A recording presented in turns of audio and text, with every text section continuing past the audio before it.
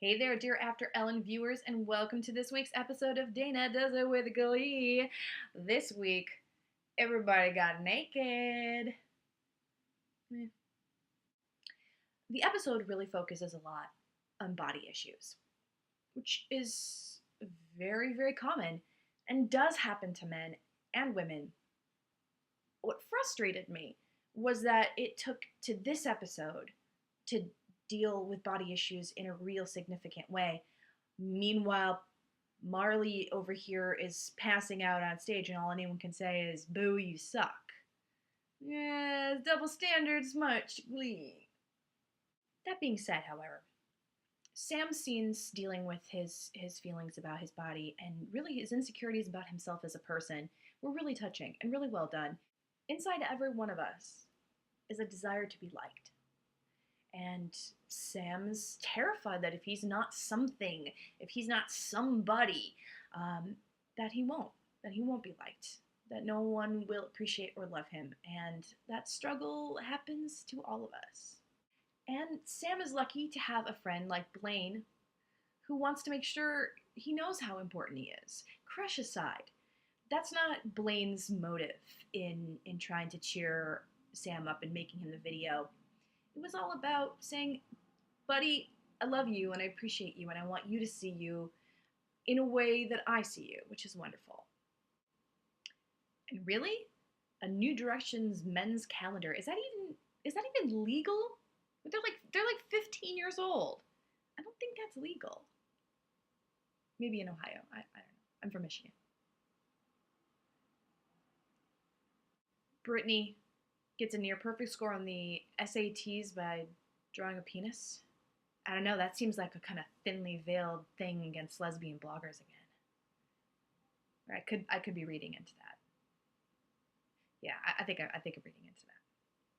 Speaking of lesbians, we've got Jake and Marley professing their love to one another after about 10 days of dating. I don't know about you, but I think I see a litter of kittens and a vegetable patch in their future. We only got to see a tiny snippet of Kurt, but he did the most he possibly could with those, 45 seconds or whatever, because that's what Chris Colfer does. He's amazing. I kind of used to like Brody. I don't think so much anymore. I kind of felt the way Kurt did during that scene. I was like, put the milk carton there, please. He seems like kind of a shallow jerk, maybe. Oh, that's weird. Rachel falling in love with a shallow jerk. Well, wonders never cease. I do want to talk about Quinn and Quintana. Because, when I first started hearing about the rumblings and whatnot, I didn't really believe it. Ryan Murphy did, however, kind of confirm that something is going to happen on Twitter, which take of that as you will. But, like I said, when I first heard about it, I was like, this is weird. This is weird. It's kind of like when someone was like, "Here, try this chocolate. It's got salt on it." And I was like, "What? That doesn't sound good at all. That sounds weird and like it doesn't fit." But then I tried it. I was like, "Oh yeah. Yeah, I think I like this. I think I want that more." That's kind of how I'm feeling about Quintana right now. Until the moment that I saw the two of them standing together in Rachel's loft, I had my reservations. But now, bring it on. Bring it on, Ryan Murphy. Give us what you got. I have 4 words for you. Sue Sylvester, glorious taco.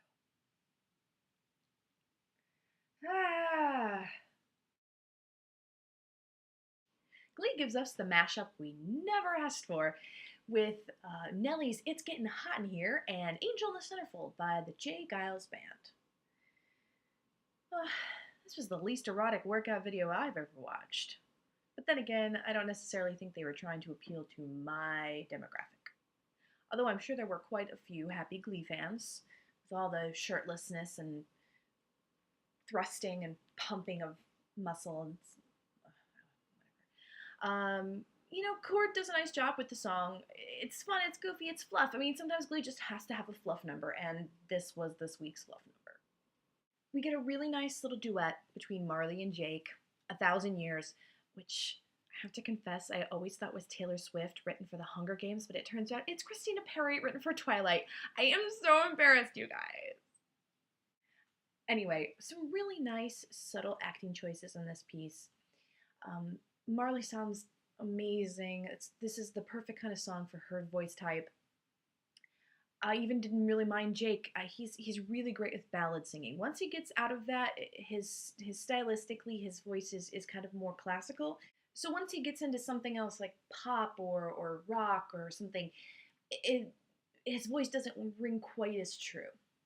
It also reminded me kind of early Finchel, when it was just them kind of cat and mousing each other around the piano, which I guess until right now I didn't realize I kind of missed.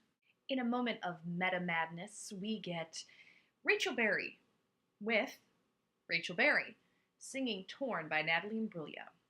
I'm just trying to picture the writer's room at this moment. Hey, who has a Rachel song with? Herself? Done. Don't get me wrong. Give me more Rachel Berry. I'll always take more Rachel Berry. Just the whole thing was so meta on so many levels.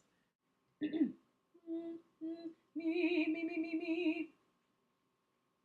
If you want to go meta, there's no way that's better than Rachel duetting herself. Was it Rachel and Leah, or Leah and Rachel? Put your silly questions up on the shelf. And though it did feel just a little bit wanky when old Rachel sort of called new Rachel skanky, forget that and listen to me, 'cause that's how they do it on Glee. Now, you may or may not know this, but when Leah Michele was starring as a young woman in Spring Awakening, she had a love scene on stage with Jonathan Groff, who plays Jesse J. James. And in it, she's kind of exposed, topless person. You kind of see her boobs. Just another layer into the onion we call Glee. This brings us back to Jake, who is singing Neo's Let Me Love You. And I actually think I like this better than the original version. And trust me, no one is more surprised at that than me. But this really pared down, simple, romantic arrangement really, it really worked. And it furthered the storyline. He was all kind of charming, and I liked it a lot. Marley seemed to enjoy it as well. Kitty, however, not so much. And then we get the number that I loved most of all, and I'm sure probably everyone loved most of all in this episode, and that is Love Song by Sarah Bareilles, which is already a great song, but then just made even greater by Santana, Rachel, and Quinn. Thank you. Thank you, God, for this. Thank you. In addition to just the fact that these three sing terrific together, separately together, whatever, there was something that really carried through beyond just what you're seeing on stage. And it was that moment where you stop seeing them as Rachel, Quinn, and Santana, and you almost see them as Naya, Diana, and Leah as friends and as castmates. And we as an audience get to be privy to that level of friendship and affection that the three of them share together. It was really nice to see. And combine that with just the simple staging which allowed these actresses to just do kind of what they wanted and have fun, that really made this one of the best numbers, I think, in Glee's 4-year history, one of the top numbers. This is a New Year by Ian Axwell and performed by the whole New Directions crew. It's one of those regional psych numbers, the ones that they spent all this time working on and then never bother to take to regionals, which is odd because I think they could probably do pretty well with this.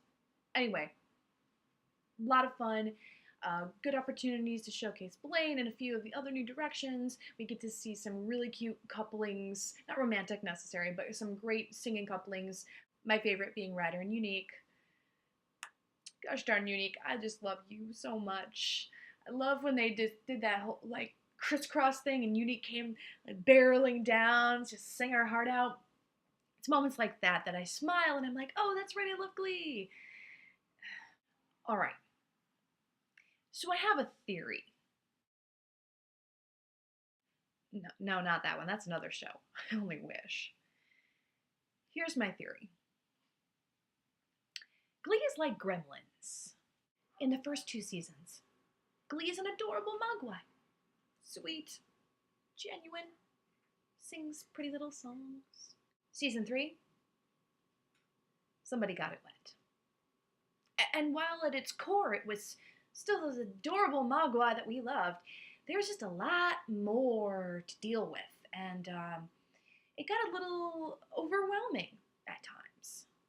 Season 4, somebody went and unleashed a cruise ship style midnight smorgasbord on Glee. And now, folks, we have Gremlins. We are halfway through the season, a little bit more than halfway now through the season of Glee, and I just want to thank all of you so much for tuning in to watch my vlog. And I have a lot of fun doing it. I hope you enjoy watching it. Thank you for all of your feedback and comments and on Twitter. So thank you. And I want you all to have a fantastic week, and I will see you next time on Dana Does It with Glee. On After Ellen.